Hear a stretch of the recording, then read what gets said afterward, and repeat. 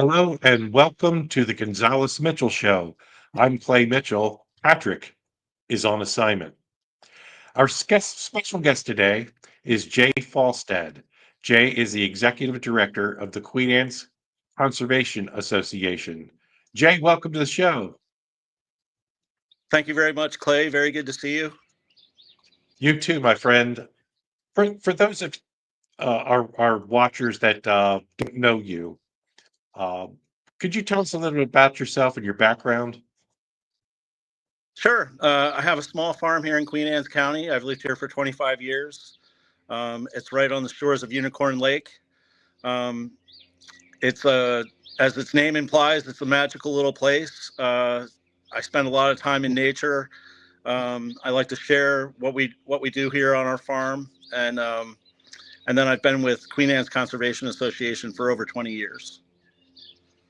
That's great. I know that you and I met each other, I think, when I was doing practicing law of land use and zoning. That's where we made our initial friendship, so to speak.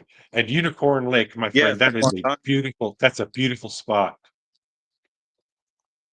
Now, Yeah, I'm very in lucky to it, live here, and there's a lot of history that goes behind it. there sure is. Now, in Annapolis, there is a move to utilize farmland for solar panels in order to increase the portfolio of available energy sources that the state would have. And the legislature is planning on doing that in a much different way than zoning has been in the past. What tell us a little bit about what the background of this is and where we are and what the problems are with this. Sure, it's a very complicated matter that spans back a couple of different legislative sessions, also involving a court case in Washington County called Perennial Solar that happened a number of years ago. But where we are now, Clay, is the legislature, in an effort to try and get more renewable energy online, has taken the extremely aggressive approach in basically overriding all local zoning authority as it relates to solar projects. Not just zoning authority, but also taxing authority. And combined, the way that this bill is currently written, it could cost a county millions of dollars per year in lost revenue, um, on top of the amount of lost farmland that will occur. And the way things are written right now is a solar company can pretty much go anywhere in the county. um, they do not have to abide by local zoning, and as long as they're willing, as long as they can find a willing landowner to lease their property, these projects can go up pretty much anywhere. And I've described it as the greatest attack on Maryland's rural area in the state's history, and it is not an overstatement to say that. Now, from my zoning and land use background, uh, counties and citizens spend a lot of time developing comprehensive plans for their counties and what they'd like to do, what they'd like to see, and identify areas of growth and areas where there shouldn't be growth. I take it from what you're telling me is that these comprehensive plans are meaningless when it comes to this legislative initiative. They would be under this bill for certain. Incidentally, in Queen Anne's County, I was very involved in this process. We went anticipating that solar was going to be a necessary part of our energy production. We took the necessary time and established a corridor in the county that was within a mile or so of the main transmission line. We did all of that work and put out really thousands and thousands of acres available for solar production. That's not enough for the solar companies. Apparently, they want free access to the entire county, and it's not just Queen Anne's; it's every county. Um, for those of your viewers who are watching, if you want to see just how bad this bill is, I urge everyone to go down and just take the drive between Greensboro and Goldsboro in Caroline County. You will see there thousands of acres being taken up in what was once productive farmland. It's one of the most outrageous things I've ever seen in terms of land use. I think there's a mistaken belief held by those in the legislature, some of those in the legislature, that the solar panel project is sort of an end all and be all to solving Maryland's energy production crisis. I read that Brandon Shores and I think it's the Vienna power generating stations are going to cease to operate because they're fossil fuel generated. I also read that just the Vienna plant, if that comes down out of operation, it's going to take between 35 and 50,000 acres of farmland to put up solar panels that would replace that station, taken and under the belief that every day is a sunny day. Uh, 25 or 35 to 50,000 acres is a chunk of land. That's just for that one plant. Do you think the legislature has its eyes on much more land than that, or what are your comments on that? Tough to know. We've heard varying statements from the director of the Maryland Energy Administration himself. They are potentially looking at not just tens of thousands of acres, but as much as 100,000 acres and maybe more across the state. The whole problem with this entire thing is the numbers that are being used by both the legislature and the administration itself are all very arbitrary and not really based on anything. There's just a lot of numbers flying around. Even the 14.5% in the renewable energy portfolio standard, it's unclear on where exactly how that number was arrived at. But who gets the short end of the stick in this entire equation, Clay, is the agricultural communities, especially on the Eastern Shore.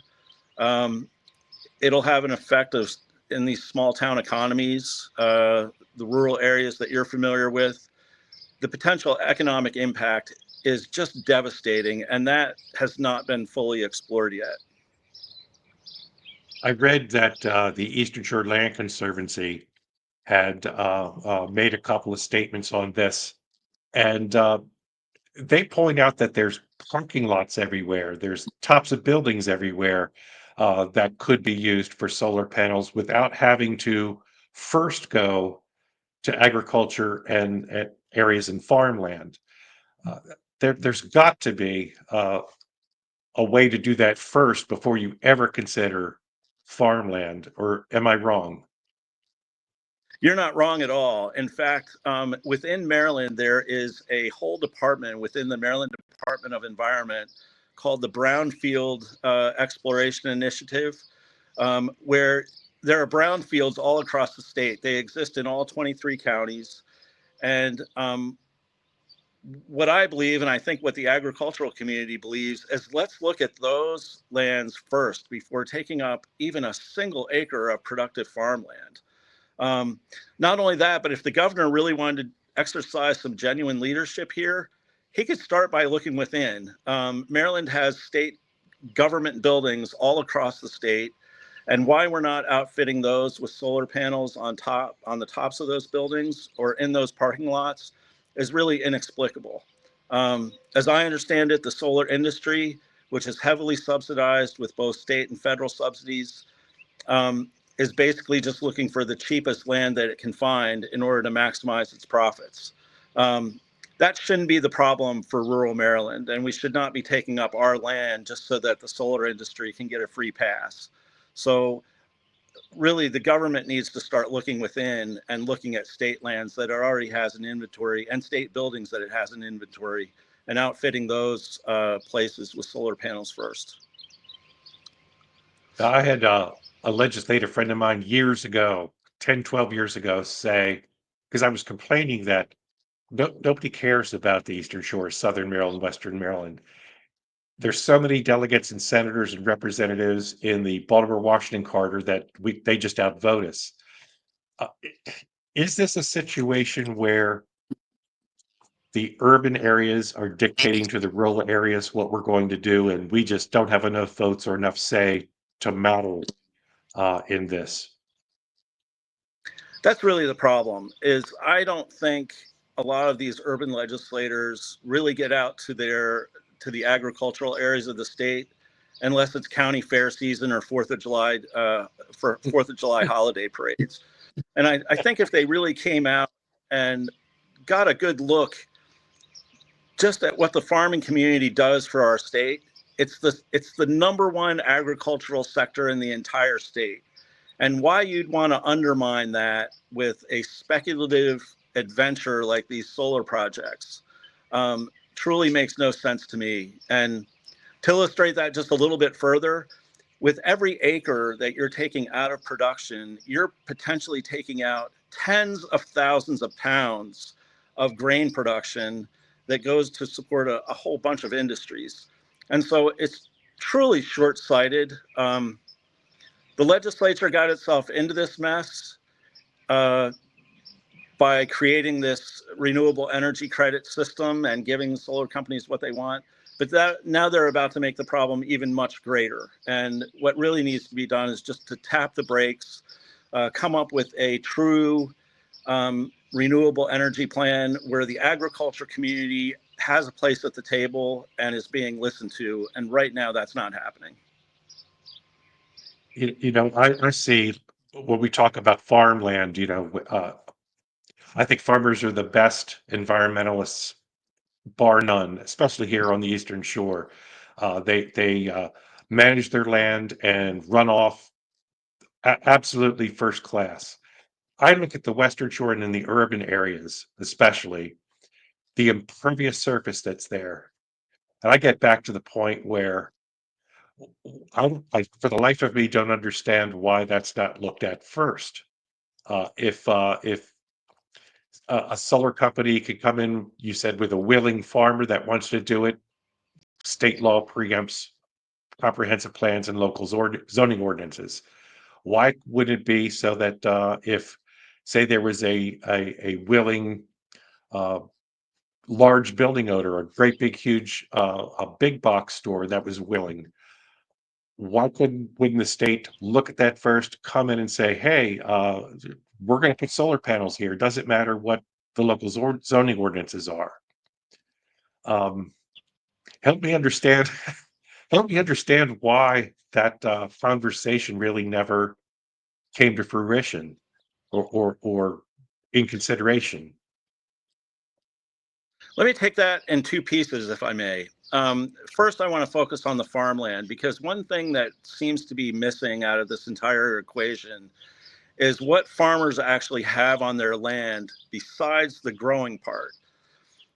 I've talked to a number of my neighbor farmers and other farmers across the Eastern Shore, and what's included as part of their total parcel is generally about 20 to 25 and sometimes higher percentages of woods. Those woods are representing a carbon sink, absorbing carbon, producing oxygen from the trees that are on the property. So when you say farmers are doing their part, yes, they're doing their part in terms of some of their nutrient management efforts, but they're doing a whole lot more that's not fully articulated or hasn't been articulated enough in how they're helping the environment. As for the second part on the parking lots, I think you've really hit the nail on the head. Before taking up a single acre of farmland, we really do need to be looking at parking lots across the state. Other jurisdictions are doing it. There's no reason that we can't be looking at the tops of school buildings. There are a couple of school buildings right in Prince George's and in Montgomery County that already have solar panels on top of them.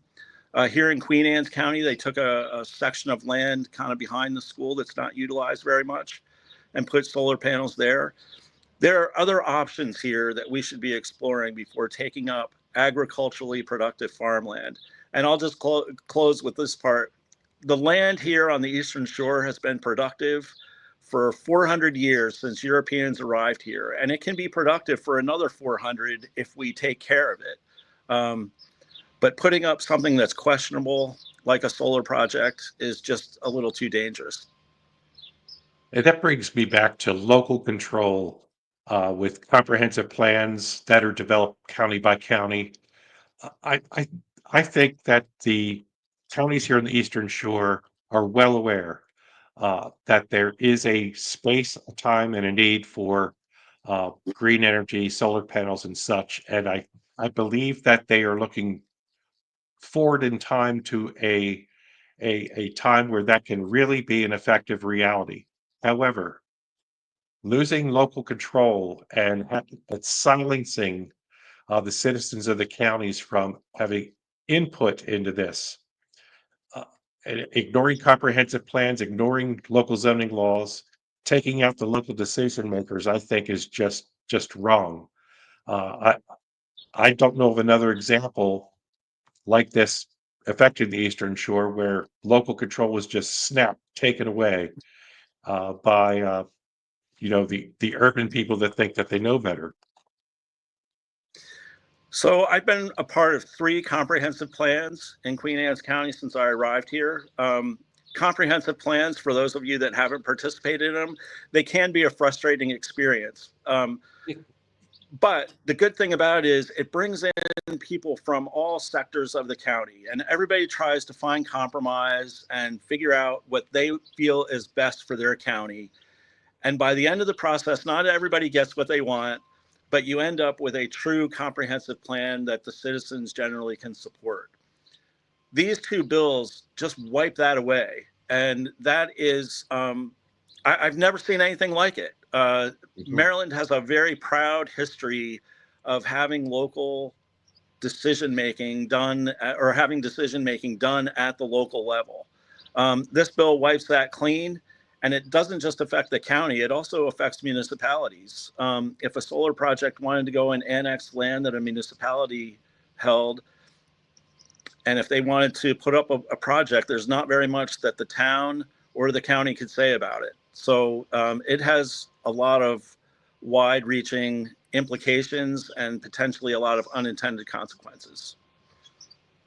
Hey, what would you suggest to those watching in a rural area that really want to prevent this, really want to stop this? What would you ask them to do? I would ask everybody to pay very close attention to House Bill 1036 and Senate Bill 931. Follow it online. Um, where you can really be helpful is reach out to your local delegate or your local senator, urge them to oppose this as it is right now without amendments that bring back some local control. Um, that's the part that's really the most concerning from my perspective is the elimination of local control. That part really has to be brought back in. Um, and without it, this is the heavy hand of Annapolis stomping on rural Maryland. And for those people who care about our farms and the rural communities that they might live in, you should not want that because this is potentially just the first step. If it's going to be allowed for solar projects, it could be allowed for battery storage facilities, um, data centers. Who knows? It could just the train could keep on rolling. So get involved. That's the only thing I can say is get involved. We have about 3 weeks or so, and I forgot the amount of days left in the legislative session. What are the odds that something could happen via amendment or killing the bill? My gut tells me this is going through. Uh, what are your thoughts on that? I'm not so sure yet. Leadership has been somewhat open to further communication and amendments. I don't want to. I don't want to give up yet. So I'm hopeful that cooler heads will prevail and some deeper analysis can at least be accepted. Um, so yeah, leadership has been open to some amendments. I know Mako and us, we've put some things in, but nobody has seen what the amendments look like yet in terms of what's actually going to be included, if it'll be included at all. So yeah, time will tell. Um, but we should not let up on the gas. And so that's why I urge everyone to not only pay attention, but definitely take a few minutes, send your delegate or your senator an email, urge them to exercise extreme caution on this, especially if you live in Western Maryland or on the Eastern Shore. And for the ones in the urban centers, recognize that they come to the Eastern Shore too. And we need rural open areas for the benefit of everybody. And you don't want to see that taken up with, paneled over with solar panels. That should not be our priority. Well, Jay, I want to have you back on after session so we can talk about what happened, what the effects are going to be, and what could be done from there. So I see by the little clock on the wall here that we have to wind things down. I thank you for joining me today. This was a great conversation, but I'm afraid it's time to say goodbye, Patrick. That's your cue to say goodbye, Patrick. Goodbye, Patrick, wherever you are. Jay, thank you so much. We'll talk to you soon. Thank you very much. Take care.